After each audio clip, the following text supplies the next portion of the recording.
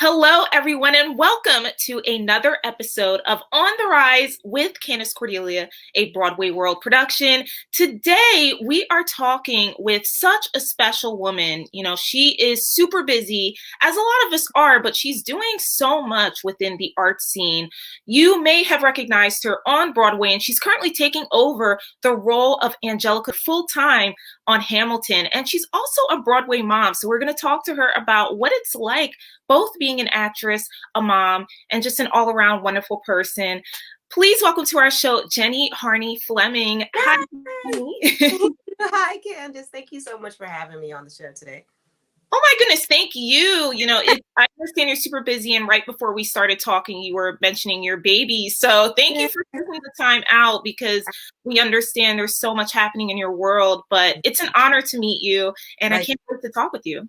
Thank you. Likewise. You're so welcome. So let's just start right at the beginning. I understand that you are a native New Yorker, and so many of us who aren't from New York, we tend to romanticize New York City and what it must be like growing up in the Big Apple. So talk to us just about what it was like growing up in Brooklyn and how your environment really shaped who you are as a performer. Yeah, I was born and raised in New York City, Brooklyn Hospital, and it's been a really interesting experience. And you don't realize, I mean, home is home for anybody, and you don't realize the things that make home what it is until you have other experiences. And for me, home meant, I was right. I went to Times Square Church when I was growing up, so I literally went to church in the epicenter of the arts and didn't have a clue, didn't realize how much access I had to, such a unique world. And I went to high school. I went at LaGuardia High School. I went to junior high school at 113 in Brooklyn, which was also an arts junior high school. Like, how many arts junior high schools really are there? And just to always be around like-minded people, or people who understood the arts with such a depth and diverse background. That was like the most incredible experience growing up in New York. And, of course, I grew up in Brooklyn. So, you got a lot of stuff going on, in the neighborhoods and things like that. So, at the time, my neighborhood wasn't the friendliest. It wasn't horrible, but it wasn't, it wasn't no walk in the park. And, you grow up with a lot of different personalities and a lot of different instincts, a lot of street savvy that you have to have, riding on the subways by yourself when you're like 12 and 13. And, growing up, there's this enormous homeless shelter that's on Atlantic Avenue, not too far from my house. And so when we would drive in the car, we would drive past and see, homelessness and stuff like that on display. And, it's very different when you get older and you learn like what life is in other places, that you realize like, wow, this must be a really shocking experience for people who aren't from here. You know what I mean? And how desensitized you are growing up in a place like this, where there's so much stuff going on all around you all the time. So it's been quite a blessing to be exposed, but it's also been something that I've had to, relearn about the world, outside of my experience here. So, yeah. Absolutely. And you mentioned not long ago, LaGuardia High School, which a lot of people also romanticize. I know I did growing up, and the first thing people think of is Fame. That's the Fame High School. And you look into the history, and it's so famous because so many wonderful performers such as yourself have come out of that school. So talk to us about what it was like going to school at LaGuardia and how that experience also shaped you. Yeah, LaGuardia was an incredible experience. It really was. You go to a school that is so huge, so enormous, just in size, let alone just the building itself was enormous. You could just get lost in there. And you had, each department had a different floor. So there was the fine arts floor, there was the dance floor, there was the vocal and music floor. I mean, I think some of them are combined, you know what I'm saying? But they all like had their places where you would find that cluster of people. And then you had the dramatic arts and the of course you had the vocal department, and you had the theater department, and you had which at the time when I was there was a pretty small department, and most of the people that went into the theater productions were like from the acting department.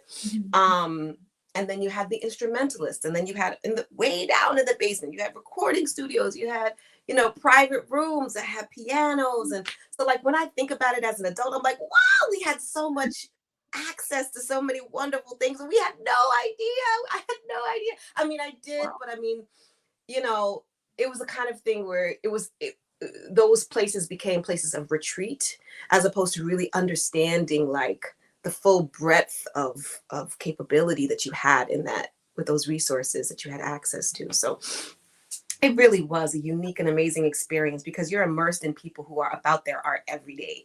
You know what I mean? Like you walk past any classroom and you just see so much inspiration there. And I mean, it's still a high school experience, so there's so much still going on inside of you as a growing, changing human, trying to figure out who you are and what you want and what you like and what you don't like and what's happening in your body and all these crazy things that happen in high school are just layered on top of, you know, walking past and seeing somebody paint something incredible, or walking past and seeing somebody working on their pirouettes, or so that was awesome. I started out at LaGuardia in the dance department. I was the first year I was a dance major, and I couldn't take the heat. I had to get out of there. So I went over and I switched to the vocal department, and that's where I stayed and graduated from the vocal department. Yeah. Wow. When you first saw the movie Fame, were you thinking, oh my gosh, this is exactly how it is? Or did you think some things were a bit more exaggerated for the effect of the movie?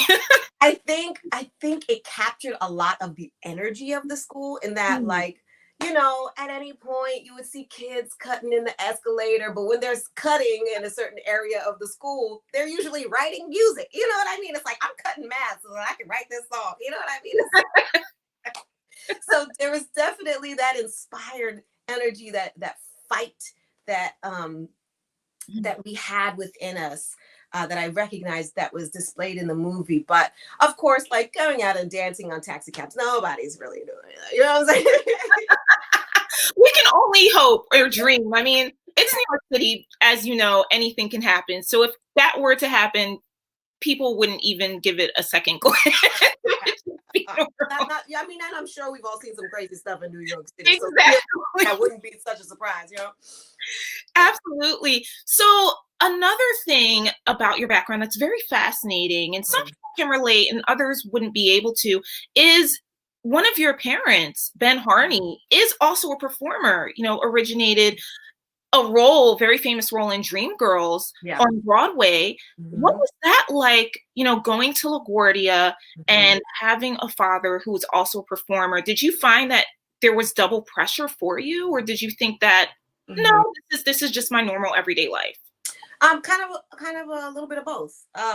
My father also went to the Fame School before it moved to this building. What it was before, which was Music and Arts High School. I think it was up in like the Bronx or something like that. I can't remember the exact location, but it didn't always used to be on 61st or whatever street it's on right now, 60th or whatever. It was previously in another building, and it was actually two separate buildings that held the different departments. And then eventually they moved downtown. So that was part of my incentive to want to go, because I've always felt like which I think a lot of people do, not everybody, but an inclination to like follow your parents' path a little bit, and you know, romanticizing their lives. And of course, in this instance, that is not a difficult thing to do. But my dad, he had already stopped performing on Broadway by the time that I came. My other siblings were around for that portion of his career, but he made the decision that he wanted to focus on ministry and focus on his family in a different way, which was what prompted him to move on. And even still in that, he was still doing the arts. He's taught me the arts. You know, I grew up, we were doing, you know, productions and putting on shows in our house. Like we had a full-on theater in our house. That we would invite people to come and see shows. And But we still, he was leading the youth department at our churches and, putting on theater productions there. So those are the experiences that really, really, really, really shaped the artist who I am today. And like my father never pressured any of us to do the art. You know what I mean? I didn't have that experience. It was always very much so like if this is where if this is where you feel inclined to do, this is what you want to do, we support you wholeheartedly. If you decide to do something else, we support you wholeheartedly. So I never felt pressure in that way inside of our home. There were always outside pressures of expectation. You know what I mean? When you got to a place and people found out, oh, you're related to so and so, so that means X, Y, and Z, and then they put all this stuff on you. Which has always been a challenging experience and took a long time for me to figure out the balance of the blessing in that. You know what I mean? Because for a while, just, especially as you're a kid and you're figuring out who you are, it feels more like a weight and a responsibility than it does like something to really like be excited about, so that was definitely a double-sided kind of juggle, in terms of making the decision to pursue the arts, with that added bonus, but it's really truly been such a unique and special experience. And I think the opportunity to have that and shape that part of myself with my dad in the church in a very different environment, really was an opportunity to foster some other things inside of me that have really helped me be clear-minded in my career, Mm. Lovely. Thank you so much for sharing. Yeah. And all of your hard work, your talent, and your chutzpah has now led you to being on Broadway in such a fantastic role. When you found out that this was going to take place, I mean, what were your thoughts? And especially now that we are entering a new era, not just on Broadway, but just in the world, still dealing with this pandemic. Yeah, sure. I started off in 2017 as a Universal Schuyler sister. And what that means is basically I covered all three sisters in any of the United States productions. So at the time, there were 4 different productions. It was the Broadway, Chicago, and the first and second national tour. And at any given moment, I would just get a call on a Saturday at 10 a.m. and I'd be on a flight at 7 p.m., or 3 p.m. sometimes. Like sometimes the turnaround was just that fast. Like the day of, I had to have a bag packed and be gone for an indefinite period of time to meet whatever the need is in another company, which was very challenging because every company has a different set. Every company has its own vibe, its own nuances, its own, they've embraced the show in their own way as they should. But that meant you had to get there, meet people for the first time, and get on stage, act like you've known them for your entire lives, and then, be familiar enough with the material, but flexible enough to adjust and, flex and flow, go with the flow with whatever. Nope. And we have a phrase in the theater, shove with love. You know what I mean? No shove, but you know what I'm saying? It's kind of like, yeah, help me along a little bit. Give me a little guidance so I don't get trampled, stuff like that. And so I did that from 2017 to 2019. I think it was around maybe, I can't remember if it was January, April, somewhere in the beginning of 2019 when I switched over to performing exclusively with the Broadway company as a standby. By that time, I had gotten married. And so the inclination of the desire to kind of like settle down and, fight for my personal life. Because I feel like a lot of times in this industry, you feel like you have to choose between your personal life and your professional life. And while that is still very much so an energy in the industry, I feel like we're starting to move into the place where that doesn't have to be, especially after this pandemic. And I stayed with the show until I got pregnant with my first daughter in August. And then I took my first maternity leave January 2020, and we had no idea that the pandemic was coming. And during the pandemic, I had my second daughter, and then came back to. I actually was invited back to rehearsals with the cast. They were so gracious to invite me back, even though I was 7 months pregnant, girl. I was 7 months pregnant. I'm coming up in here doing this choreography.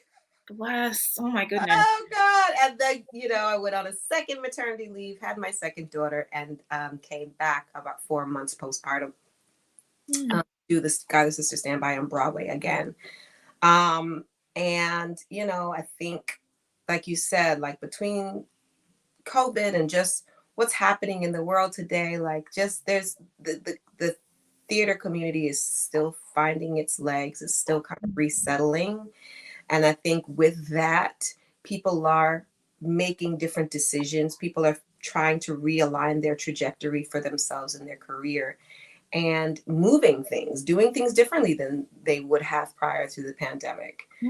Different decisions, having different priorities and value systems. Like I really feel like the pandemic served as a reality check for a lot of us who have this like hustle mentality of like, I gotta, get to the top, and by this year I'm gonna make an original Broadway role, and this year I'm gonna win a Tony Award. Like all of this pressure that we put on ourselves, I think kind of we started to release the steam from the lid a little bit during the pandemic, and really have to look at life and look at our priorities, reassess, what we're doing and what we want. And I think as a result of that made people make different decisions than they probably would have before. And now, an opportunity opened up for me to step up into the role. After, if you include the pandemic, 5 years of working for the company. And it's truly been, they've really done a wonderful job. They've taken such wonderful care of me and my family. And, and I love the show. I love my job. I love stepping up into this place, especially after being a standby for 5 years, gives you the opportunity to, put your stamp on something and own something in a different way than when you're a standby, because you kind of have to have this release, this kind of like, you can't get attached as a standby in a way, and so this opportunity to just make something your own, on Sunday, Mandy's last day, she said something to me right before I left her celebration. She looked at me, she said, take it. Just get out there and just take it. And she's just so wonderful. But it's just, giving yourself permission to really do what you do best and step into your power in a way. And I think that is the long answer.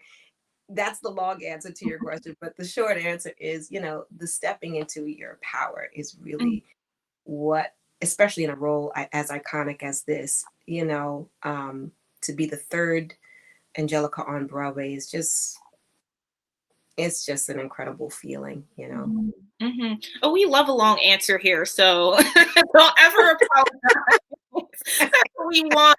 But we also love the fact that you're so candid about this, because it is an important topic, especially as you stated, the world is changing and people's perception about success and what it means to live a full life has changed a lot as well. And now, as you stated, you have 2 children and you're working on Broadway. I also understand you were profiled in Essence magazine with several other Broadway moms talking about this topic and just how significant it is.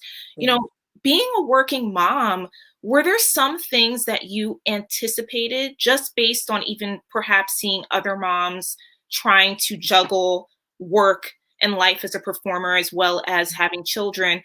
Versus, were there things that you completely were just taken aback from, that you had no idea you would have to, experience as time went on with this? Sure. I think that's kind of, it's all about your anticipation of trajectory for me. That my experience was, I don't know how much the pandemic had to do with this particular thought process. But when I got back to work, even though I knew like things are going to be different, you got to slow down, you got to think differently, like things are different, like adjust accordingly. When I got back to work, I still had this like ticking clock in the back of my head saying, okay, you got to get this goal accomplished by this time, and you should be working toward this. And you know what I mean, in terms of my trajectory. And at some point, I think I had like 2 terrible in-person auditions. I'm like, I'm just not good at auditioning. I'm terrible. I'm not ready.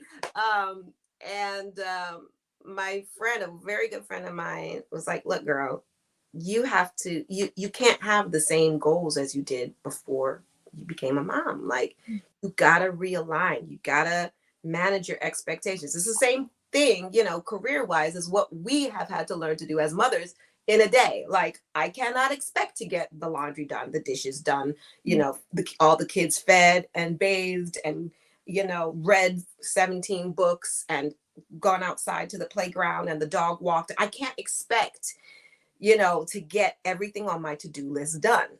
You know what I mean? When you become a mom, you got to say, we ain't getting everything done every day. We're going to get what we can get done when we get it done. And sometimes it's just going to be a mess. I'm sorry. It's just what it is.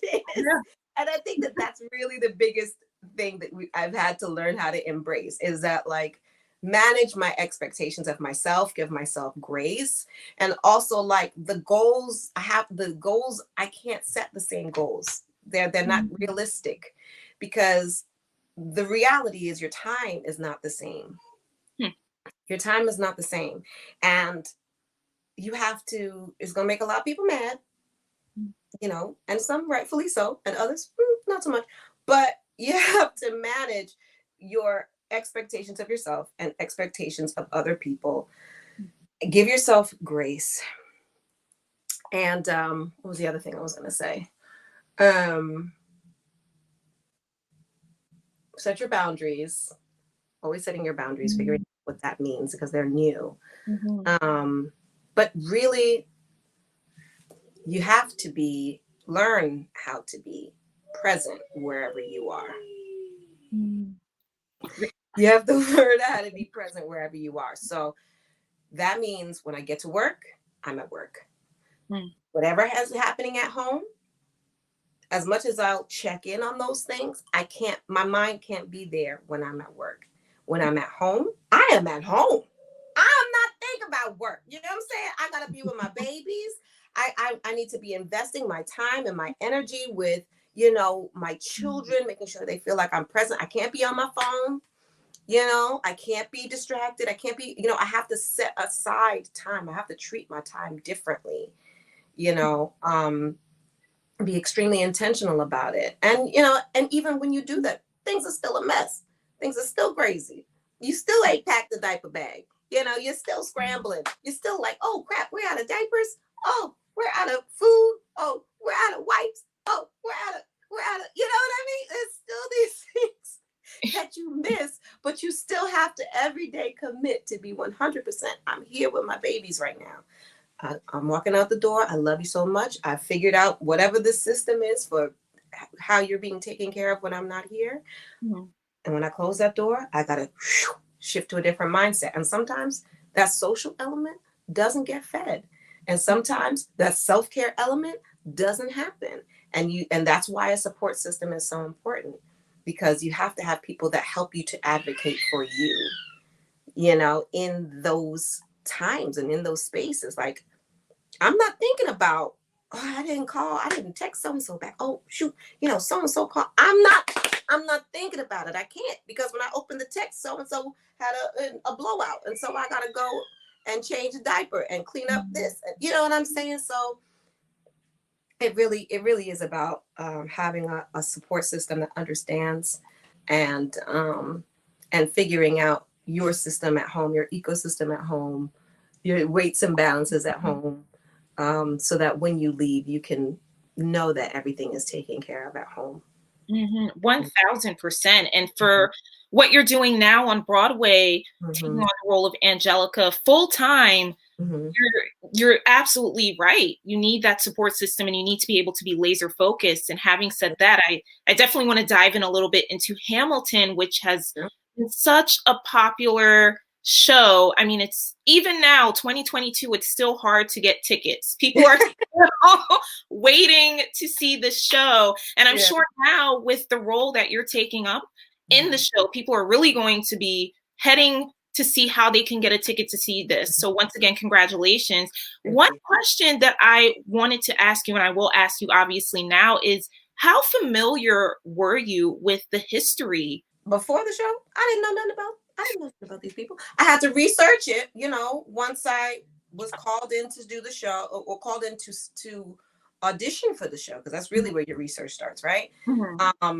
And just digging up, information. And of course, by the time that in 2016, the show had been out for a little while, it was all the rave. So there was all this information that we now had access to. And as much as you read and you dig into those things and you familiarize yourself with tidbits and information about these individuals, and you create this human from the things that you grow to understand, and also base it off of the material that's in the show, because of course there is the material is elevating things that are, happening in the past, you know what I mean? And putting a perspective and a spin on things to heighten it and focus on different points. So where, we get to see little glimpses of who Angelica is in terms of her being such a scholar and being so brain smart and so headstrong. I have to take on the spin of her now being somebody who raps and somebody who, talks in a certain way or has a certain vernacular or has a certain lift or lilt to herself. Then there's the other part of like bringing who I am, the part of me that is closest to her, to the stage every night and making it a fully fleshed out human being on my body. You know what I mean? Yes. So it's so many layers to when you're building a character, and how you use the foundation of the history and the research, and then you layer on top of it, like, okay, the information from here, what I know about myself, what are my strengths, how, and who are the people in my world and in my life who remind me of this character, you know what I mean? Who has inspired me in a way that this, woman also inspires others. I'm a little sister. I'm the youngest sister of 4. And so to take on the role of big sister is a very different energy. But also, like, I have 2 sisters. So there is an element of understanding what it is to have a dichotomy of relationship or a diverse relationship from sister to sister or sibling to sibling. So I think it is a layered experience in that, you have research, you have personal experience, and you have the material of the show that you kind of like mush together and figure it out, Yeah. Thank you for mentioning sisterhood, because another question I had for you, and thank you for breaking down the fact that you are the youngest of sisters. That's such a huge jump, as you stated, to being a real life younger sister to playing a big sister. There's different parallels in the relationships that happen. What are the new things that you learned about sisterhood being a part of this show that you didn't know, or perhaps you were just not cognizant of, growing up with your sisters, and now you're in Hamilton and you're thinking, oh, this is something new and valuable that I'm learning about what it means to be a sister? Yeah, I think it's about unspoken sacrifice, a certain kind of like watching and adjusting accordingly. Like, that's the biggest thing, or the biggest feature about Angelica in terms of like the song Satisfied, is that I know that this decision will impact the rest of my life. my happiness for the rest of my life, but because I love my sister to this degree, I'm unwilling to make any other choice. You know what I mean? And, that regret and that remorse and that, anxiety that can come into play, but all the while keeping this facade of keeping it together. And you know what I mean? And that something like that can go on for years and the younger sister be completely oblivious. There's so many things I was oblivious to as a child, and I grew up and learned about my sisters and my brother that it made me have to relook and re-examine situations, shift my perspective on things from the past and what impacted me and why it impacted me the way that it did, and realizing, oh, this is what was happening in that moment and you were protecting me. I think that is probably the biggest thing that I've learned from playing this role or learning this role. It's very profound that you're in this show at this particular point in your life, because as we're talking, I'm noticing the parallels. We've talked about just your background growing up in New York, but then of course also being a Broadway mom, and the key word sacrifice, and then also what it means to be a woman, especially now versus then. I mean, what are your thoughts about, as you're a part of this show and taking on the role of Angelica full time now, what are your thoughts about being a modern day woman, and raising children and having or thinking you need to do all the things, and then juxtaposing it with your role as Angelica and thinking about how life was for women during that time in history? Yeah. I mean, we were very limited. We've come a long way. I mean, there's still, walls to break down. There's still, things that we've got to work our way around. But I think the most profound experience that I'm having is that, the idea that you have to choose. You know what I mean? And whereas for Angelica, she didn't have a choice in that period. I'm a girl in the world in which my only job is to marry rich. My father had no sons, so I'm the one who has to social climb for one, because I'm the oldest and the wittiest and the gossip in New York City and cities. So it's just the idea of choice. You know what I mean? We got choices now. And even still, we are having to fight for the choices that we even have. You know what I mean? I think that's the biggest takeaway, is that we keep having to fight for our right to have a right to choose anything. You know what I mean? To design anything for ourselves. And now it's just so profound because, we're in an industry where you can get sued for getting pregnant. You know what I mean? In an industry where, you basically just get put through the ringer for not, putting your personal life on the chopping block. To be able to step into one of the most iconic roles currently running on Broadway as a mother of two I really hope that it, in tandem with all the wave of women in the industry who have pandemic babies now. There are so many performers now who have had children or are having children, or just within the last 2 years. There's been a big baby boom. And I'm really hoping that this is a sign of a changing in the times, another turning over of, the way things have gone, and I definitely would love to be a major part of whatever it takes to make it so our industry, it's not so taboo, and we are supported, and we have a community together. You know what I mean?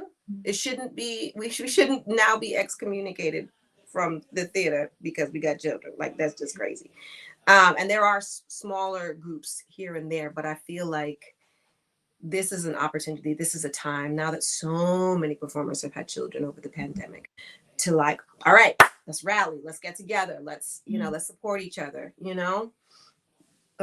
So yeah, I think that's the biggest thing is the opportunity and the option to choose. Thank you. Thank you for your time, your Yes. talents, your words. And we can't wait to see you more on Broadway and beyond and Yes. congratulate you. So thank you once again. Awesome. Thank you so much for having me, Candace. This was a blast. Oh, I'm glad. I'm glad. I know it's early in the morning, so I would want it to be fun. I would want it to be fun. That's All the right. goal. Anyway, yeah. We talk about the experience and have fun, and that's what it's all about. So, Yeah. yes, thank you from us at Broadway World to you and your family. Congratulations and good luck. And thank you all for watching this episode of On the Rise with Candace Cordelia. Please go to Broadway if you can get tickets.